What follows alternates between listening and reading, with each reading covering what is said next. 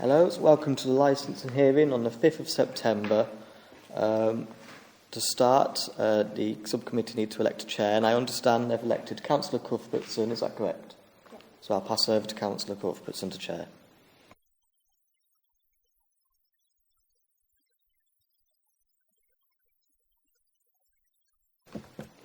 Good morning. As Reece, our officer, has just mentioned, it's the licensing review hearing on the 5th of September in relation to Slavic stores. And I have with me Councillors Melly on my left, who's the chair of the committee as a whole, and Councillor Knight, who's a member of the committee as well. Opposite me, we have... my name is Victoria Wardbury. I'm representing the applicant this morning. Thank you. And we have the applicant and... Morning everybody, my name is Lesley Cooke, I'm the Council's Licensing Manager. Good morning everyone, my name is Sergeant Jackie Booth from North Yorkshire Police. I am the Force Licensing Manager that represents the York area. And our legal advice is provided by... Good morning, Chair. My name is Sandra Brannigan. I am the solicitor to this hearing, and I'm also, my colleague Jodie Ingram is also a legal advisor, solicitor. Thank you. Okay. Thank you for that. I'm going to ask members if there are any declarations of interest. No? And none from me either. Okay. Before we proceed,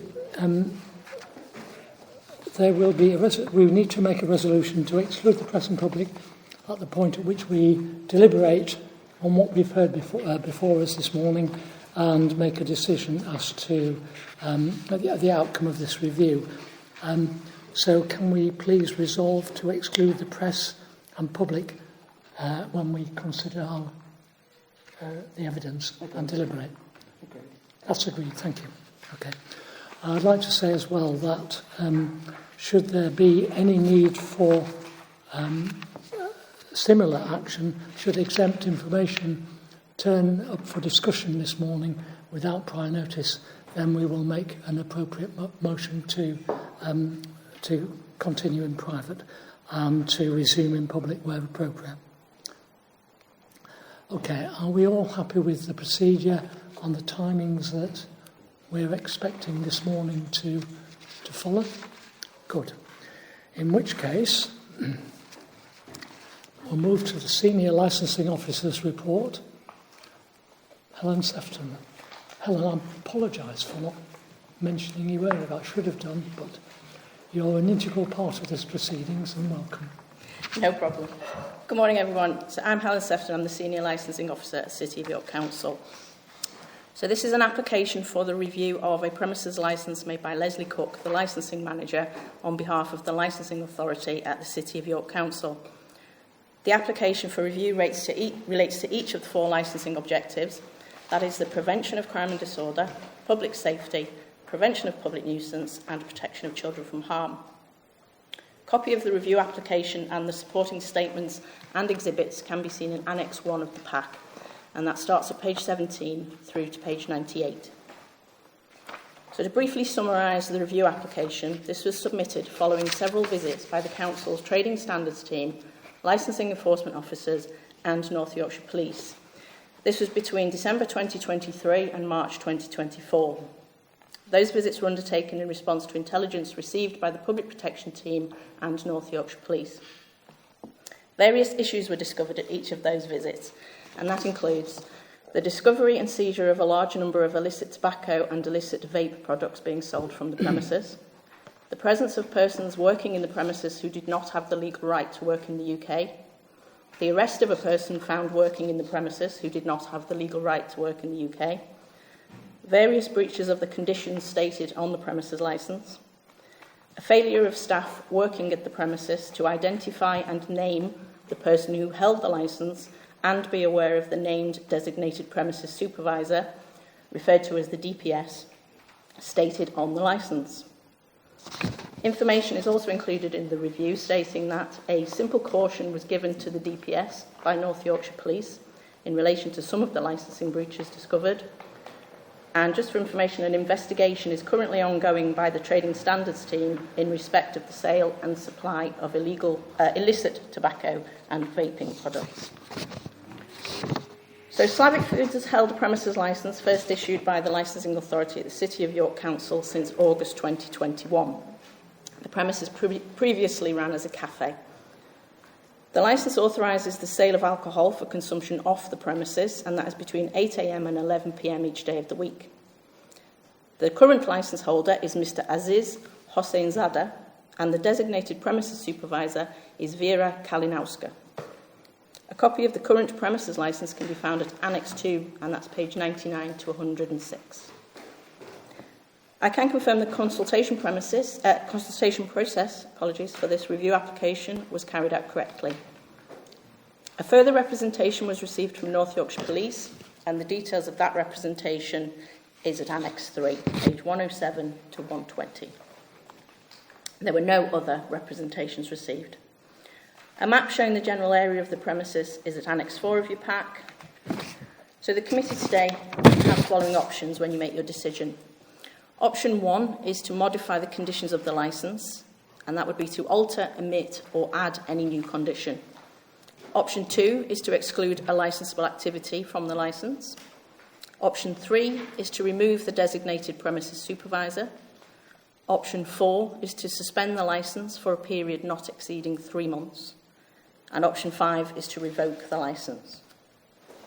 Members may also determine today that no further action is appropriate, and they do not require any further steps to be taken that are appropriate to promote the licensing objectives. There is also nothing to prevent members issuing a formal written warning to the licence holder. So that's my report, Chair, and I'm happy to answer any questions. Thank you. In which case, questions on behalf of the applicant from... No questions, thank you, Chair. Right, okay. And the police representative? No questions, thank you, Chair. Okay. And from members of the subcommittee? Yeah. Councillor Melly. Thank you. You said that the representation period and all the notices were served correctly. Would you mind just confirming that that includes the applicant and all the correct notices were served to them at the contact details provided on their licence? It does, yes. So the applicant has... they have a responsibility to write to the premises licence holder, which I'm told that they did. And then on receipt of the review application, I also then write to the premises licence holder, which I did immediately on receipt. We then consult all of the responsible authorities on the same day.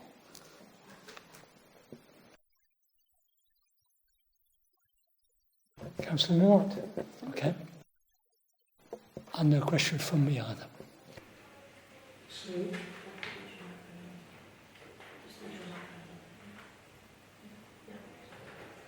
So we move to the applicant's case from Victoria Walker. Over to you. Thank you, Chair. Thank you, members. First of all, dealing with that point, I'm grateful to Ms Brannigan today for confirming that although the licence holder is here, I understand he is here with that pack of papers. So I'm grateful for that indication, because that reassures me, and I hope it reassures you, that he has had the opportunity to read what you have read in the agenda pack. So if I can summarise what is in that agenda pack and then deal with, obviously, with questions at the end. As you can see, Ms Cooke, the applicant, is with me, but all of the witnesses referred to in the bundle, the statements that you have read, are also present and are available for questions should you have any further questions of the specifics. So we're here today with the application because of breaches of multiple premises licence conditions after 5 inspections at the property between December 2023 and August 24. Alcohol was on display on all occasions, and the property was open to the public. Seizure of illicit items, cigarettes, tobacco and e-cigarettes were seized from multiple places inside the property, and seizures took place on 2 dates in December of last year. The male working in the premises on the 4th of December of last year and the 22nd of February of this year did not have the right to work in the UK, and I will not name that individual. I will simply refer to him as the male so that you are aware of who we are referring to. He did not have the right to work on the first occasion, and on the second occasion the evidence shows that he did not know at that point that he'd been granted the right to work. And so the conclusion from that is his employers cannot have known that he had the right to work on that occasion. Alcohol was on display on both occasions, and the male also knew how to operate the shutter system, and he knew how to operate the till system, which I would suggest leads to the conclusion that he was more than simply a stand-in for a short period of time on 2 occasions, and not as an emergency. It's also concerning to the applicant that on the second occasion the male was seen in the premises on the 22nd of February, he refused to cooperate with the police in attendance to the point where they had no alternative but to arrest him, and that then undertook an investigation. It unnecessarily used up police resources, where he was then detained so that his identification could be checked, and it was then confirmed that it was the same male that had been spoken to and seen in the premises on the 4th of December. The business was transferred from the previous licence holder to the current licence holder. Again, I'll refer to them in their title rather than by name, again to avoid any issue with any sensitive information. So the business was transferred from the previous licence holder to the current licence holder in January 22 without any regard to the premises licence and without any regard to notifying the responsible authorities.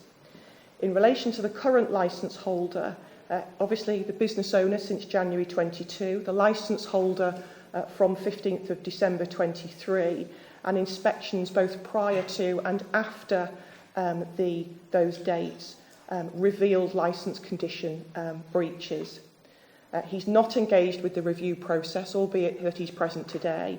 Therefore, I would suggest it's not appropriate for option 1 to take place, because he is not complying with the conditions, has not complied with the conditions, and has had numerous opportunities. So option 1, I would submit, is not appropriate to modify the conditions.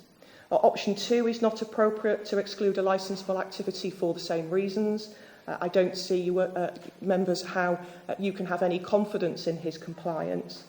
Option 4, to suspend the licence for 3 months. Again, I would submit to you in strong terms that that's not appropriate, bearing in mind the number of months that these inspections have taken place over, that, again, there can be little confidence that a 3-month suspension would make any significant difference. In relation to the current DPS, and again, I will not refer to that lady by name, I'll refer to her in that role of the current DPS to avoid any issues with dealing with sensitive information or restricted information. She's again been the DPS since the 15th of December 23, but on her own account, she's been employed in the business since September 21, and on her own account, she has held a personal licence for over 18 months. Despite that, she's been present at 4 of the 5 inspections, all of which revealed multiple premises licence breaches. On the 14th of December, she was working behind the counter when officers seized a quantity of illicit e-cigarettes which were on display behind the counter in the premises. She's also accepted a caution for an offence contrary to the Licensing Act 2003 whilst working in these premises, and she accepted that on the 22nd of February. So I would submit that that rules out option 3 as being an appropriate outcome for you today. The DPS is not the only issue or concern in these premises. You'll see from the evidence it's not the situation, for example, the DPS has gone rogue and done things that the business holder, the licence holder, was not aware of, and it's not the situation where you've received reassurances from the licence holder that business practices have changed and something has changed whereby the DPS is now trustworthy. So, in summary, it's the actions of the 2 people who remain in charge in the business, the current licence holder and the current DPS. They are involved throughout all of the inspections and throughout all of the problems. So in terms of the licensing objectives, the prevention of crime and disorder, you have evidence before you that offences have been committed in these premises on more than one occasion both in relation to the supply of illicit cigarettes, tobacco pouches and e-cigarettes seized, but also in relation to the current DPS who accepted a caution for an offence contrary to the Licensing Act. In relation to public safety, on 2 occasions the shop was open with alcohol on display with no trained staff on premises, and the illicit items suspected not to meet UK safety regulations were on display. Certainly in relation to the e-cigarettes, they exceed UK legislation in relation to volume and concentration of nicotine, and as we know, nicotine is restricted because of its danger to public health. And in relation to in summary, it's the repeated and continued failures, and it's our submission, the submission of the applicant, that option 5 is the only appropriate outcome, bearing in mind the information that you have in front of you, because of all of the breaches. Because you have read all of the evidence, I do not intend to take you through the detail, and that's why my intention was to summarise what our application is, where it comes from, and why we say the licensing objectives are affected to such an extent that only revocation, we submit, is the appropriate outcome today. Ms Cooke is with me, all of the witnesses are in the room. If you have any questions, then they are available. Thank you.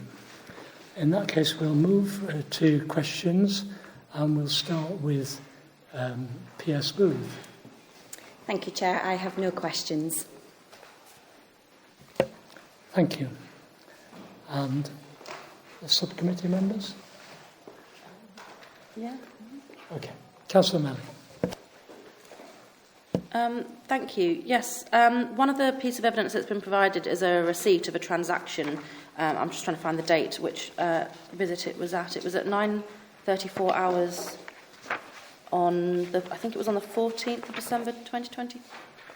No, it was, sorry, there's so many visits. Whichever one it was, this receipt's been provided as evidence of carrying on unlicensable activities. But the receipt itself doesn't show evidence of non-licensed activities. It's the sale of a 250 millilitre bottle of soft drink. So I was just wondering if you could explain more about that piece of evidence and how it relates to the... It is a soft drink. I don't know whether or not Miss Cooke or... Oh, PC Bolland's got a hand up, so it might be that PC Bolland... I can confirm what the situation is, and if I need PC Bolland's help, I will ask. The reason that PC Bolland has produced that receipt is when PC Bolland and Gemma Kettledring, the council licensing enforcement officer, visited the premises, the gentleman working in the premises claimed he wasn't working. So PC Bolland asked the DPS when she arrived if she could run any sales that had been made while she was absent, and that's to prove that he made her sale when he claimed he wasn't working. So is it related to the someone working without the right to work in the UK part of the evidence rather than the carrying on unlicensed? That's correct, yes. Yes, I see. Okay, it's accepted that that item is not alcoholic. It was on the 22nd of February, and it's Exhibit SB1.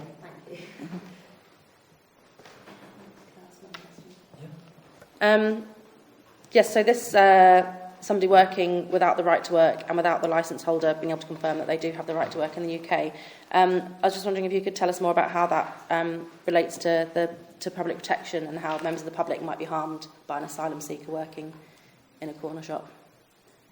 Offences with regards to the right to work are actually stipulated in the Licensing Act. A licence holder cannot employ somebody that does not have the right to work. It's a stipulated offence under the Licensing Act. Thank you, Chair. There's also quite a lot of evidence included from the council and from the police about illicit tobacco, and we've heard about how that can cause public harm and how it's a crime. I was just wondering if you could explain to us the outcome you've requested from this hearing is revocation of the licence. Can you explain more about how you feel that will prevent this crime of the illicit tobacco sales? It links to the submission that it's the current DPS and the current licence holder, and it shows that they're operating the business in an unlawful way in relation to criminal offences, as well as the issues in relation to the alcohol breaches.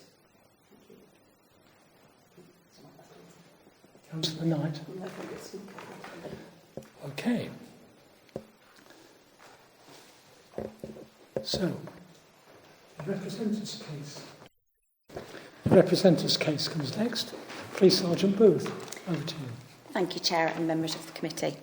I trust you've had the opportunity to consider the representation made on behalf of North Yorkshire Police in respect of this review application for Slavic Foods at 47A Crichton Avenue, York.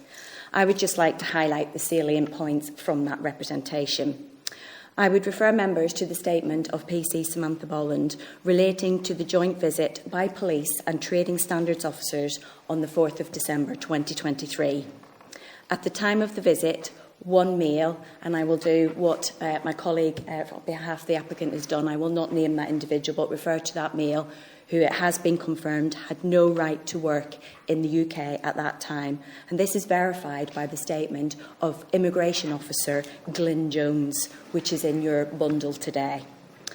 During the visit, officers have seized what is believed to be illegal tobacco, which has resulted in a criminal investigation by the City of York Trading Standards, and that is covered in the statement of Licensing Enforcement Officer Gemma Kettlestring. As members will have seen from the witness statements of both PC Bolland and Gemma Kettlestring from the Licensing Enforcement team at the City of York Council, there has been a joint partnership approach by responsible authorities in working together to try to address the issues and criminal activities identified from that initial visit on the 4th of December. This has resulted in the following engagement with the premises. On the 14th of December, a female was encountered. This female was subsequently became the DPS following a transfer on the 15th of December. She was encountered at the premises on the 14th of December when alcohol was visible on display and the premises were open to the public. Advice was provided because there was concerns that at that time responsible authorities did not have a named designated premises supervisor for the premises, and there was concerns around who was the premise licence holder. The advice was provided to the female present at the time to ask the premise licence holder to contact responsible authorities and submit the relevant paperwork for authorisations to be in compliance with the Licensing Act. On the 15th of December, following the visit by PC Bolland and Gemma Kettlestring, a transfer application was received to City of York Council, and North Yorkshire Police were consulted as per the process as a responsible authority. The application was submitted by a solicitor, and there was no further details or communication directly made from the premise licence holder. On the 22nd of February 2024, a further visit was conducted by PC Bolland and Gemma Kettlestring. At this time, it was identified that the meal that had been encountered from the visit on the 4th of December was the same meal. And as you will have heard from the applicant's legal representative, this did result in the male being detained and removed to the police station so that his identity could be verified and checks could be done with immigration. The male was verified as the same individual that had been encountered on the 4th of December. And again, I would refer you to the statement of Immigration Officer Glyn Jones. At this time, a number of breaches of the premise licence conditions were also identified in relation to no CCTV and staff training. Given the previous engagement with the female, who was now the DPS of the premises, a decision was made that the DPS would be interviewed for criminal offences under Section 136 of the Licensing Act, unauthorised licensable activity, and an arrangement was made for her to attend York Police Station on the 12th of March for an interview under caution.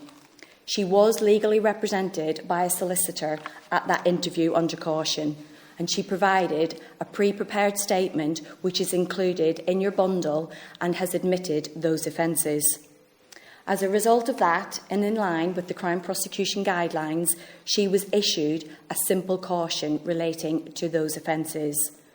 She subsequently attended York Police Station on the 28th of March to be issued that simple caution.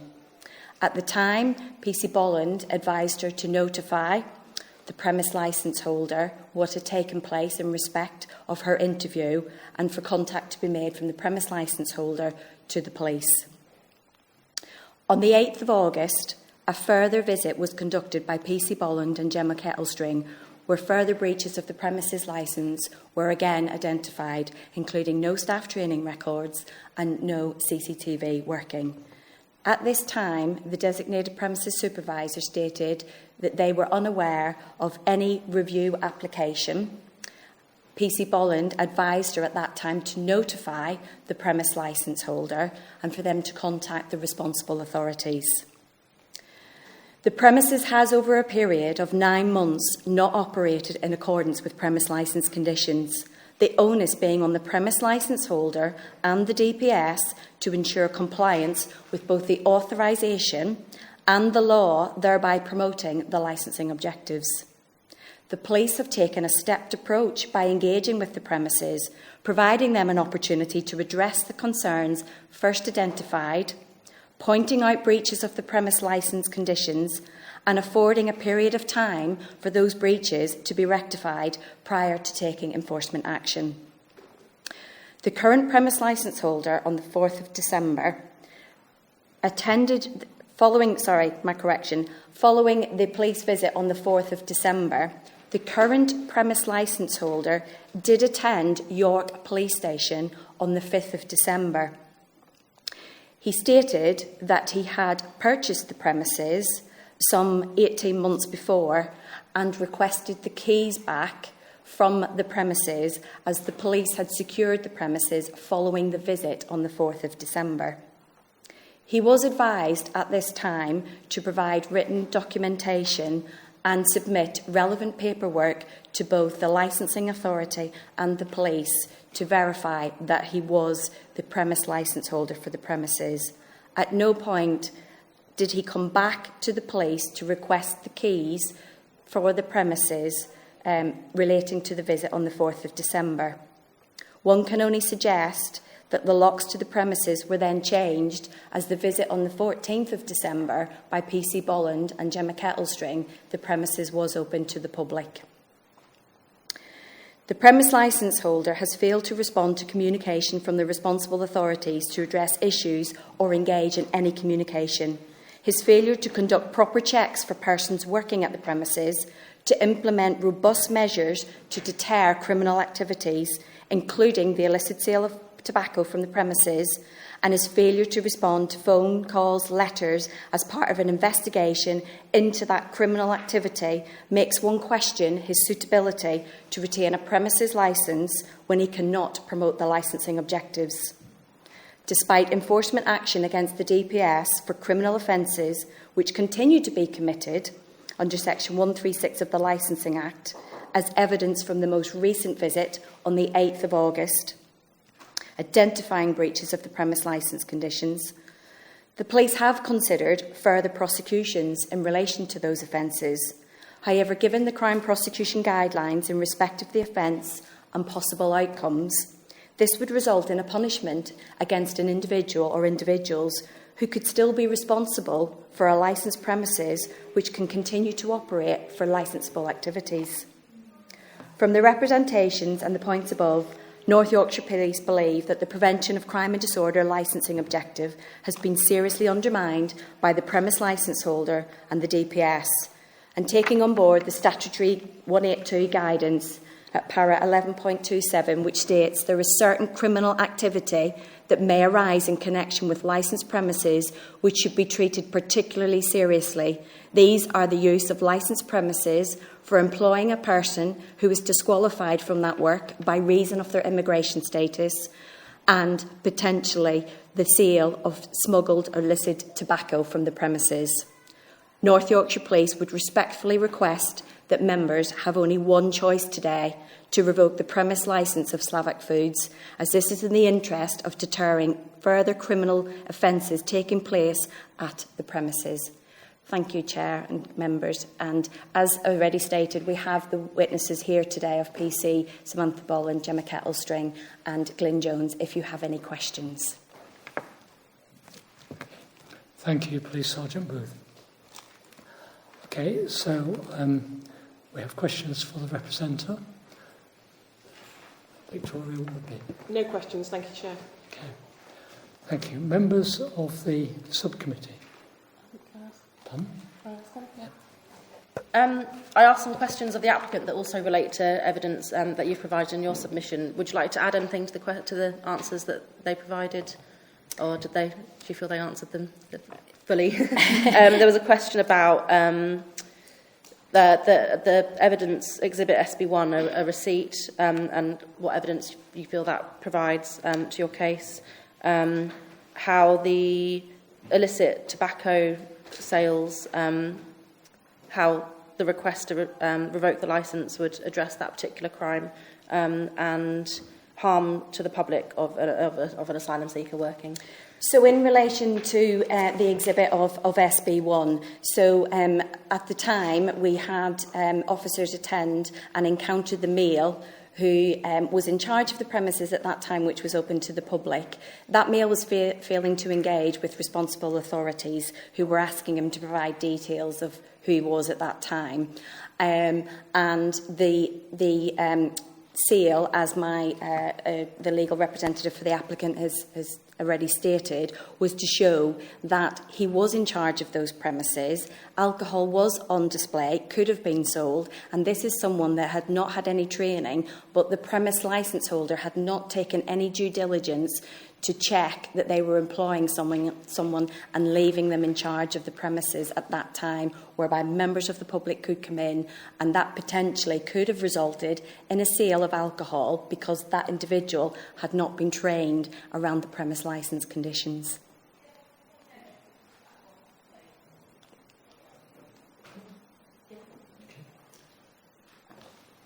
Councillor Knight. Yes, thank you, Chair. Just one clarification, please. So the illicit tobacco and the unsuitable vapes, they were seized at the time of the first visit on the 4th of December, weren't they? That's correct? That's correct. They were seized on the 4th of December during the joint visit by the neighbourhood policing team and trading standards officers. And we have liaised with our colleagues in trading standards, and we deem them as the most relevant responsible authority to take the prosecution for that aspect. We have taken the prosecutions in relation to the Section 136 unauthorised licensable activity offences. Thank you. And just for completeness, was further illicit vapes and cigarettes found at the subsequent visits? Yes. They were? Yeah, thank you. I thought I wasn't sure. Yeah, thank you.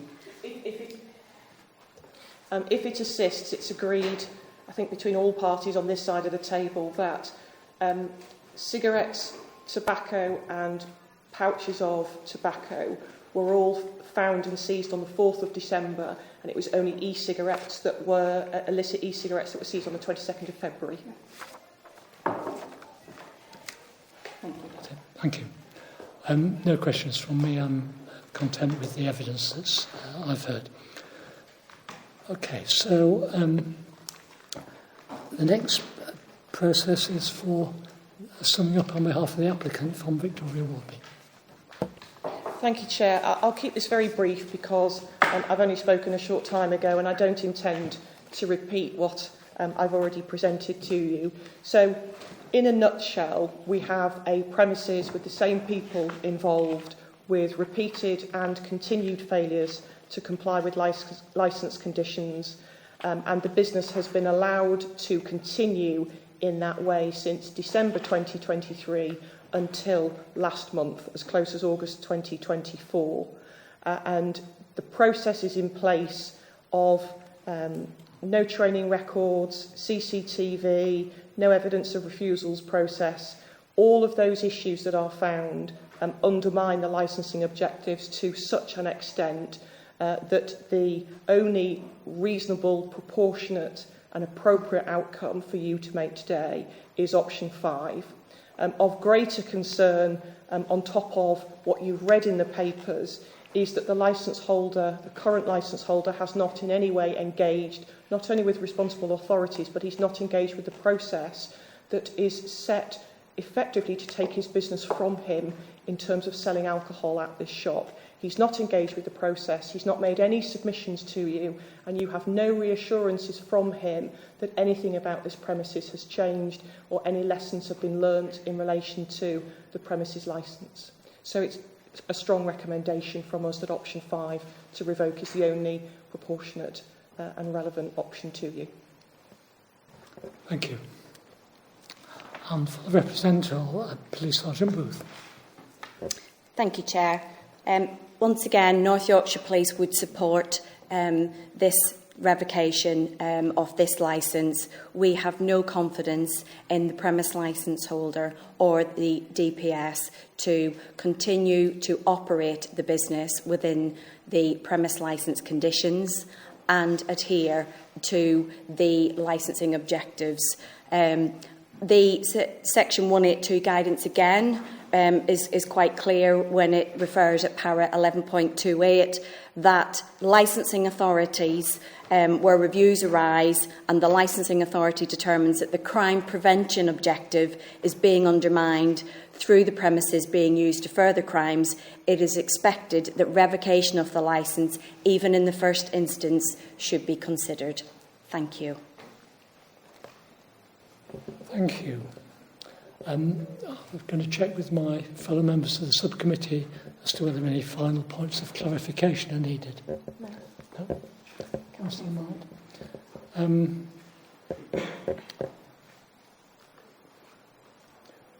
I'd like to ask if there's any documentation available to premises licence holders about, if you like, transfer of licence. Is there anything available in public form that could have been found by the licence holder on the takeover of the premises, but the failure to transfer the licence? There's information on the council's website with regards to how you can transfer a licence via a designated premise supervisor, but it is the responsibility of a person taking on a licensed premises that is an important factor that they have to do. I mean, selling alcohol is illegal. There's a legal function to selling alcohol, and therefore somebody taking on that responsibility needs to follow that legal function. Thank you, Lesley. Okay, at that point, since there's no further questions nor comments from our legal advisor, we're going to close the hearing in public, and we'll reconvene in private for our deliberations. And do you feel we could make a conclusion fairly quickly? Yeah, I think we'll come back in public. Do you feel we can make a conclusion quite quickly? Yes. Okay. In which case, I think that we can produce a conclusion within, let's say, 20 minutes by 11:15. And I don't know whether anybody here would wish to hang around, but otherwise we'll make sure. Hold to that time, Chair, but we will go wait. If it's going to be a decision this morning, then certainly I think we will wait. Yes. But we won't set the clock at 20 minutes. We'll come back in shortly and we'll announce our decision then. In which case, thank you very much for the evidence and for the way you've presented it. Members of the subcommittee have now reconvened after discussing the evidence which we've heard during this morning's hearing, and we've reached a conclusion about our decision, and our decision is that we wish to pursue option 5, revocation of the licence, on the grounds that all 4 licensing objectives have been breached or are capable of being further breached without it being revoked. Was that clear? Chair, perhaps I should add, for the benefit of the viewers, that your decision, Chair, will not take effect until the end of the period for appealing against the decision, and all the member's decision, the full reasons for the decision, will be sent out to all of the parties and to the licence holder, setting out your reasons. We'll give details of appeal, rights to appeal for the licence holder, and will explain that the decision of the subcommittee will not take effect until the end of the period for appealing, or if the decision is appealed against, until the appeal has been disposed of. Okay. Thank you, Chair. Thank you for that summary, Sandra. And in that case, there is no further business before this subcommittee, and we'll now conclude. Thank you very much indeed, everybody, for your contribution.